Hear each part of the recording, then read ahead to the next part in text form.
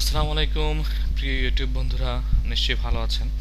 আজকের টিউটোরিয়ালে আমরা শিখব কিভাবে ফুটার তৈরি করতে হয়।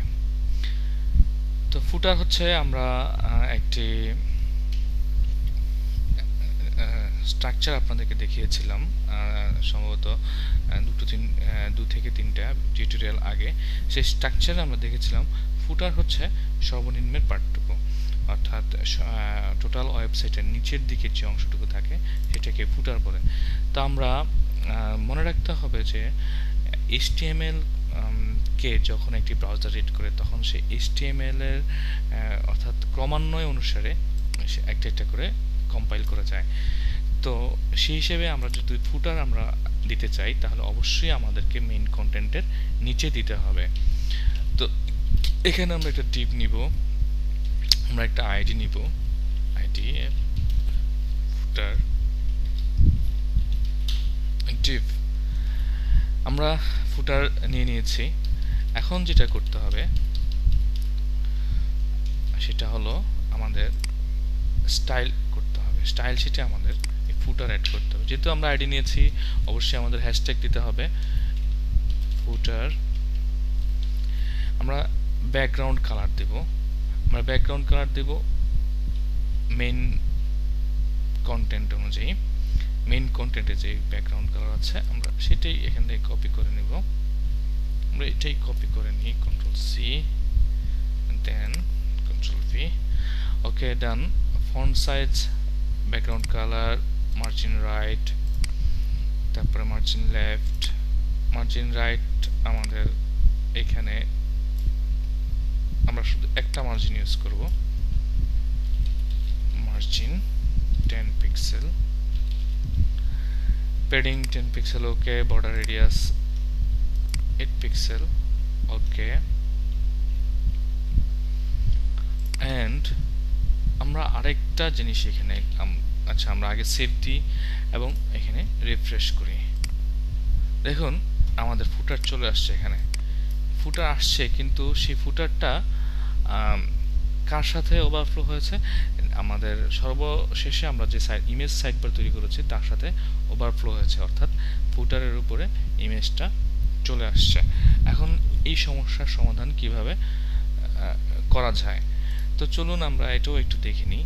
অবশ্যই আমরা এখানে একটা ক্লিয়ার প্রপার্টিজ ব্যবহার করব।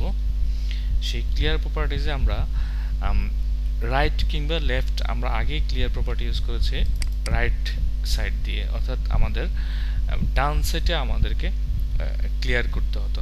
এখন আমরা যেটা করব সেটা হচ্ছে যে উক্ত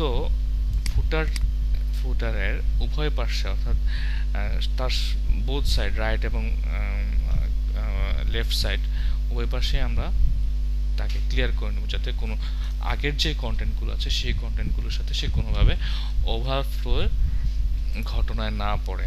তো আমরা এখানে দিব বোথ, ওকে, সেভ, দেন রিফ্রেশ। এখন দেখুন চলে আসছে আমাদের ফুটার আমাদের নিচে চলে আসছে। এখন আমরা যদি এখানে একটু লিখে দিই, এখানে আমরা একটু টেক্সট অ্যাড করি,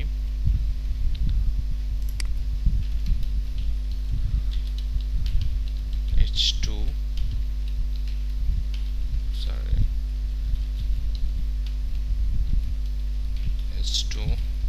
এখানে আমরা দিলাম this is footer, ওকে।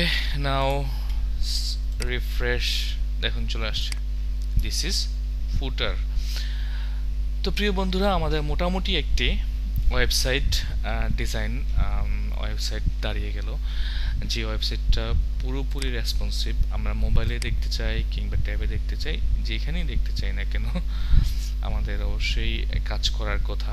যেহেতু দেখতে পাচ্ছেন যে আমি যেই সাইজে করছি না কেন সেই সাইজেই সে আমাদের কাজ করছে, ভালো কাজ করছে, পুরোপুরি রেসপন্সিভ একটি ওয়েবসাইট আমাদের দাঁড়িয়ে গেল। অবশ্য এটা অ্যাডভান্স আর রেসপন্সিভ ওয়েবসাইট তৈরি করার জন্য আরও অনেকগুলো অপশন বা অনেক ফাংশন আছে, আমরা সেগুলো পরে জানবো। তো এটা হচ্ছে আমাদের রেসপন্সিভ ওয়েবসাইটের একটি বেসিক আইডিয়া, আমরা কিভাবে রেসপন্সিভ ওয়েবসাইট তৈরি করতে পারি। তো পরবর্তী টিউটোরিয়ালের আমন্ত্রণ জানিয়ে আমাদের আজকের টিউটোরিয়াল এখানে শেষ করছি। সেই পর্যন্ত ভালো থাকুন, সুস্থ থাকুন, অবশ্যই সাবস্ক্রাইব করুন। আল্লাহ হাফেজ।